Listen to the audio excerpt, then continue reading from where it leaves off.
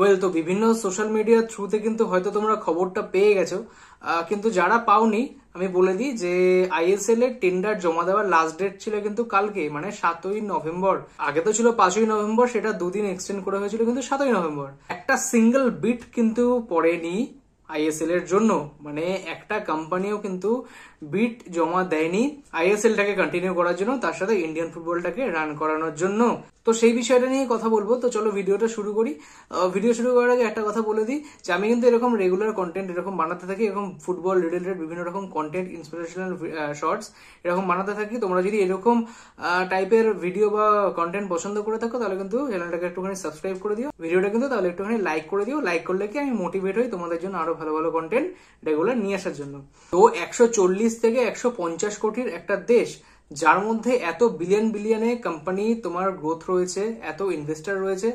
এর আগে কিন্তু আমরা খবর পেয়েছিলাম যে 4টে কোম্পানি, মানে এফএসডিএল, ফ্যানকোড, আরো দুখানা বড় বড় company, actually they are very much concern about the ISL and Indian football. Tender publish করার যে প্রপার স্ট্রাকচার বা সেই ফাইন্যান্সিয়াল দিকগুলো তারা যখন অ্যানালাইজ করে, তখন দেখা গেল ওই 4টে কোম্পানি কেন, কোনো কোম্পানি কিন্তু সেই বিড জমা দেয়নি, বরঞ্চ এফএসডিএল কিন্তু চলে গেল। তো অ্যাকচুয়ালি এখানে দোষটা কার, মানে কিসের দোষ, এটা তোমরা আগে একটু কমেন্ট সেকশনে জানো। আমি জানি সবার কমেন্ট সেমই হবে যে ওয়ার্ল্ডের সব থেকে বেস্ট ফুটবল ফেডারেশন এআইএফএফ এর, অবশ্যই তাদেরই দোষ। এবার কি কি দোষ আমি পরপর নিয়ে কথা বলবো, আর আইএসএল যদি নাও হয় তাহলেও কি কি রাস্তা আছে সেগুলো নিয়েই কথা বলবো। তো দেখো, অ্যাকচুয়ালি প্রথম যেটা সমস্যা আমার মনে হয় সেটা হচ্ছে ওই 37.5 কোটি টাকা এআইএফএফ কে প্রত্যেক বছর কিন্তু সেই কোম্পানিটাকে পে করতে হবে। সে তুমি লাভ করো কি লোকসান করো, ডাজেন্ট ম্যাটার, তোমাকে কিন্তু সেই টাকাটা পে করতে হবে কোথাও। এই জিনিসটা কিন্তু ফার্স্ট হাইলাইট হয়ে দাঁড়িয়েছে প্রত্যেকটা কোম্পানির কাছে। যে দেখো, আমরা কিন্তু সবাই জানি যে আইএসএলটা কিন্তু অ্যাকচুয়ালি লসে চলছিল। তোমার এফএসডিএল কিন্তু অলরেডি তোমার প্রচুর লস করে ফেলেছে এই আইএসএল রান করিয়ে, ঠিক আছে। কিন্তু প্রত্যেক বছর কিন্তু এআইএফএফ কে সেই 50 কোটি টাকা কিন্তু তোমার পে করতে হয়েছে এফএসডিএল কে প্রত্যেক বছর। তো কোথাও এই জিনিসটা তো একটা হাইলাইট হয়েছিল যে এরকম একটা আনসার্টেনিটির মধ্যে দিয়ে এআইএফএফ বা আইএসএল চলছে, যেখানে লসের খাতাতে রান করছে এই ইন্ডিয়ান ফুটবলটা। তো সেখানে কোথাও এই অ্যামাউন্টটা 50 কোটি থেকে 12.5 কোটি কমানো হয়েছিল, 37.5 কোটিতে নিয়ে আসা হয়েছিল। কিন্তু সেই যে অ্যামাউন্টটা সেটা কেন পে করবে, ঠিক আছে। আজকে যদি আমার লস হয়, আজকে তুমি মনে করো তোমার কোম্পানি আছে, ঠিক আছে, তুমি জানো যে ওখানে গেলে কিন্তু আমার লসের চান্স সব থেকে বেশি, তাহলে কি তুমি তোমার মূল্যবান পয়সা সেখানে তুমি ইনভেস্ট করবে? নিশ্চয়ই করবে না, আমিও করব না, এটা কেউই করবে না। ওই জন্যই যে সব থেকে প্রথম যে বিষয়টা আমার গলদ মনে হয় সেটা হচ্ছে যে এআইএফএফ যে স্ট্রাকচারটা বানিয়েছিল, যে বিডের যে স্ট্রাকচারটা নিয়েছিল, সেইটাতে কিন্তু প্রথম গলদ ছিল যে ওই 37.5 কোটি টাকাটা। দ্বিতীয় কথা হচ্ছে কোনো স্ট্রাকচার নেই ফুটবলের, যে একটা প্রপার স্ট্রাকচার হয়, ঠিক আছে, সেই স্ট্রাকচার কিন্তু ইন্ডিয়ান ফুটবলে নেই। কোথাও আইএসএল হবে না বলে পুরো ইন্ডিয়ান সিস্টেম ক্যালেন্ডারটাই উল্টো পাল্টা হয়ে গেল। মানে তাতে তো বোঝাই যায় যে আমাদের এখানে ফুটবল নিয়ে কতটা সাস্টেনেবিলিটি রয়েছে। তার মধ্যে এফএসডিএল এর মতন কোম্পানি, যে কিনা এত পয়সা ইনভেস্ট করেছে ইন্ডিয়ান ফুটবলের পিছনে, সেই কোম্পানি যখন সাস্টেন করতে পারলো না, তাহলে তো সেই রিস্ক তো আর কোনো কোম্পানি নেবে না। যে ইচ্ছা করে তো কেউ চায় না যে আমার লস হোক।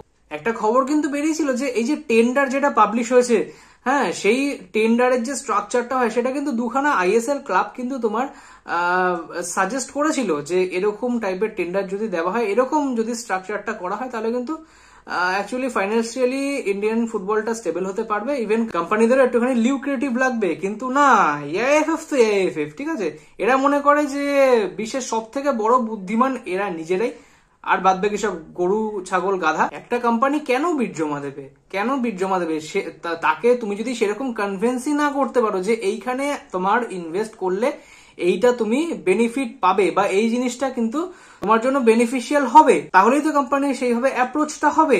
তোমরা যদি সেই অ্যাপ্রোচটাই না করো, সেই জিনিসটাই যদি শো না করো, যদি এরকম একটা ইগোর ব্যাটেল চলে আসে, ইন্ডিয়ান ফুটবলে ইনভেস্ট করার জন্য তো কত বিজনেসম্যান বসে রয়েছে, বাহ বিশাল ব্যাপার, কালো কুত্তাও নেই তোমাদের পিছনে এরকম টাকা ইনভেস্ট করার জন্য। কোথাও সব থেকে বড় গলত কিন্তু এই জায়গাটাতেই রয়ে গেল, কটা মানুষের যে এরকম একটা বাজে ডিসিশনের জন্য কিন্তু সাফার করতে হচ্ছে তোমাকে, আমাকে, অল ওভার ইন্ডিয়ান ফুটবল সিস্টেমটাকে। ঠিক আছে, শুধুমাত্র আমরা যে সাফার করবো সেটা না, ফুটবল সিস্টেমের সাথে যারা জড়িয়ে রয়েছে, প্লেয়ার বলো, কোচিং স্টাফ বলো, গ্রাউন্ডসম্যান বলো, কত কিছু, কতগুলো কোম্পানি জড়িয়ে রয়েছে, তাদের কিন্তু লাইভলিহুডের প্রশ্ন এবার চলে আসবে। সব থেকে বড় মুভ যে মোহন বাগান কিন্তু তাদের অপারেশন বন্ধ করে দিয়েছে। ইয়েস, ঠিক শুনছো, মোহন বাগান ইন্ডিয়ান ফুটবলের সব থেকে ধনী ক্লাব, আমি যতদূর বলতে পারি, সেই ক্লাব কিন্তু তাদের অপারেশন বন্ধ করে দিয়েছে যতক্ষণ না পর্যন্ত আইএসএল এ কোনো পোক্ত নিউজ আসছে ততক্ষণ পর্যন্ত। সুপার কাপটা চলছে বলে কিন্তু অনেক ক্লাবই এখনো পর্যন্ত তার অপারেশন বন্ধ করেনি। সুপার কাপটা শেষ হলে কিন্তু সবাই অপারেশন সেইভাবে বন্ধ করে দেবে যতক্ষণ না পর্যন্ত সেই কোনো পোক্ত নিউজ আসছে। তাহলে এর পরে কি হতে পারে, what will be the next? এর পরে যেটা হতে পারে, এআইএফএফ তাদের নিজস্ব লিগ কন্ডাক্ট করতে পারে। এর আগে যেটা বলেছিল যে আমরা কিন্তু আইএসএল এর মতন একটা লিগ নিয়ে আসবো, সেই রকম একটা লিগ করাতে পারে। খুব ডাউট রয়েছে যে সেই লিগটা আদেও কিরকম চলবে না চলবে। আমরা তো জানি এর আগে তো আই লিগ চলতো, তো কোথাও কিন্তু সেই লিগের সাথে আবার আই লিগেরও একটা মার্চ করিয়ে দেওয়া হতে পারে, যেটা কিন্তু আগে একটা টপ টিয়ার লিগ ছিল আমরা জানি। বা কোথাও আইএসএল এর পুরো কনসেপ্টটাকে হাটিয়ে দিয়ে আই লিগটাকেই নতুন করে নিয়ে আসলো যে এটাই এবার ইন্ডিয়ান ফুটবলের টপ টিয়ার লিগ। কোথাও ক্লাবগুলো মার্চ করে দিল। এখানে একটা সব থেকে বড় প্রশ্ন এটাই থাকবে যে ফ্র্যাঞ্চাইজি ক্লাবগুলো যেগুলো এফএসডিএল এর পক্ষে ছিল, এফএসডিএল ইনভেস্ট করেছিল বলে সেই ক্লাবগুলো ইন্ডিয়ান ফুটবলে এসেছিল, তাহলে তাদের কি হবে, সেটা কিন্তু বড় প্রশ্ন এখানে থেকে যায়। বা কোথাও এটা হতে পারে যে এফএসডিএল এর মতন আলাদা করে একটা ফ্র্যাঞ্চাইজি লিগ বা একটা এন্টারটেইনমেন্ট লিগ, যেটা আমাদের 2014-15 সালে হতো, দেড় মাস বা 2 মাসের একটা লিগ হতো, সেই রকম একটা চালাতে পারে। কিন্তু এআইএফএফ এর যেটা একদম top tear league, I league হয়ে যেতে পারে। তো এরকমও কিন্তু হতে পারে যে আইএসএল এর মতন কিন্তু একটা ফ্র্যাঞ্চাইজি লিগ চলছে, কিন্তু এদিকে যদি প্রফেশনালিজমের কথা বলো তাহলে কিন্তু সেই দিক থেকে I league top tear league হয়ে যাবে। তো এটাও হতে পারে।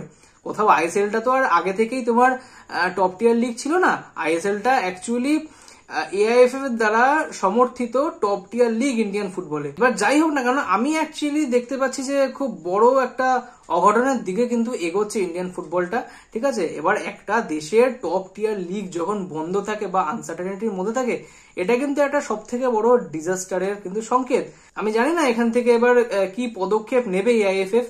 তারা তো অলরেডি বলছে যে আমরা আবার মিটিং করব, মিটিং করে আবার স্ট্রাকচারটাকে আবার নতুন করে গড়বো, কোথাও কি চেঞ্জ করতে হবে। ভাই কি চেঞ্জ করবে? তাহলে এতদিন কি করছিলে? তাহলে এতগুলো সময় নষ্ট করার কোনো যুক্তিই ছিল না। এবার জানি না এটা কতদিনে সল্ট আউট হবে, বা কোনো কোম্পানি আদেও আর আসবে কি আসবে না, বা এই জিনিসটাকে কিন্তু অলরেডি সল্ট আউট করা যেত এফএসজির সাথে যদি আলাদা করে বসে একটা ঠান্ডা মাথায় ডিসিশন নিয়ে যদি দুপক্ষেরই কথা শুনে, বা আইএসএল যে ফ্র্যাঞ্চাইজি ক্লাবগুলো রয়েছে তাদের কথা শুনে একটা ফাইনাল কল তো তোমাদের হাতে, এএফএফ এর কাছেই তো ফাইনাল কল। একটা ফাইনাল কল যদি নেওয়া যেত, একটা মানে মীমাংসা বা একসাথে বসে যে একটা কোথাও ডিসিশনে আসা, সেইটা যদি হতো, আমার মনে হয় সব থেকে বেস্ট হতো। কোথাও নিজে থেকে ঘাটতেরাও মেরে এরকম একটা আনসার্টেনিটির মধ্যে ফেলে এই জিনিসটা কিন্তু একদমই ঠিক হয়নি। দেখো, এটা 2025 সাল, 2026 সালে কিন্তু তোমার এই বডি কিন্তু সরে যাবে। ঠিক আছে, কিন্তু কোথাও আমাদের হাতে যে একটা ফুটো বাটি ধরিয়ে দিয়ে যাবে, সেটা কিন্তু আমরা এখন থেকেই বুঝতে পারছি। কোথাও যে ইন্ডিয়ান ফুটবলটাকে যেই পজিশনে দিয়ে এরা চলে যাবে, কারণ এরা তো নিজের পকেট গরম করে নিয়েছে অলরেডি। ঠিক আছে, কিন্তু এরা যখন ছেড়ে যাবে, সামনের বছর এরা যখন চলে যাবে, নতুন বডি যখন আবার আসবে, তখন কিন্তু দেখতে পাওয়া যাবে যে অ্যাকচুয়ালি কি হাল করে দিয়ে গেছে এই চবে গোষ্ঠী। যাই হোক, আর নতুন করে কিছু বলার নেই, ভিডিওটা এই অবধি। তোমাদের ওপিনিয়ন কি রয়েছে তোমরা একটু কমেন্ট সেকশনে জানাও। চ্যানেলে প্রথমবার এসে দেখলে চ্যানেলটাকে একটুখানি সাবস্ক্রাইব করে দিও, ভিডিওটা যদি ভালো লেগে থাকে একটুখানি লাইক করে দিও। তো আজকের জন্য এইটুকুই, শুভরাত্রি।